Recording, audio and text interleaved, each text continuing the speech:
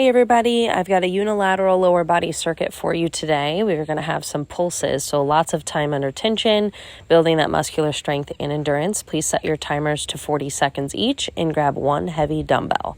We have 3 moves today. We'll do each side for 40 seconds. The first move is a lateral lunge. For all of our exercises today, you'll do 3 full range of motion reps, followed by 3 pulsing reps. And you'll repeat the 3 full range reps and 3 pulsing reps for the entire 40 seconds. On these lateral lunges, make sure you set your hips back and down and that your knee is tracking over the middle of your toes so that it's not caving in and putting pressure on your knee. You'll do one side for 40 seconds, repeating that 3 and 3 set, and then move on to the other side with as minimal rest as possible. I prefer to have the dumbbell on the hand of the inside of the foot that's moving, and trying to keep my chest up nice and tall. I reach that dumbbell towards the inside of my ankle or my foot. The dumbbell helps me with my range of motion, but please make sure that you're not reaching for the floor by bending at the hips and more so by bending at the knee. 40 seconds of each of those moves, moving on to exercise number 2, which will be a reverse lunge. For this one, once again, you're going to do 3 full range of motion repetitions, stepping the leg back and coming back up to the top, followed by 3 pulsing range of motions. And all of the pulsing, think about the quarter of the range of motion with the most tension in your lower body. Now in this reverse lunge, make sure you're stepping back far enough so that the front knee stays behind the toe, and make sure that your back knee is right under or slightly behind your hip.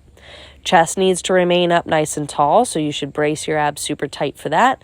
And I sometimes like to hold my other arm out for balance, but you are getting a good core workout anytime you have one side of your body weighted and not the other. 40 seconds on the right, followed by 40 seconds on the left with, again, that 3 and 3 set. I've got some visitors coming here in the middle of my workout. They must have known I needed a little extra rest there. All right, so thanks for the distraction, guys. Perfect. Okay, moving on to our final exercise. This one is going to be a single leg or staggered deadlift.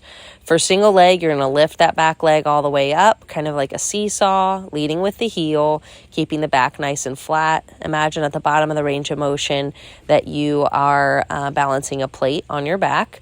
Again, 3 full range of motion reps, followed by 3 pulsing reps in that hardest quarter of the range of motion. You'll do that for 40 seconds on this side and then finish up with 40 seconds on the other side. Make sure the hinge is coming from the hip. You've got a slight bend in the knee, but it remains relatively fixed throughout the movement. And you should feel this in the hamstrings and the glutes primarily. So think as you're coming up to that tall position, the work happening in those muscles. Here's a staggered option if that single leg deadlift causes you to go off balance or just compromises your form. You can kickstand that back foot so that you're targeting one leg but still have the stability of balance from the other.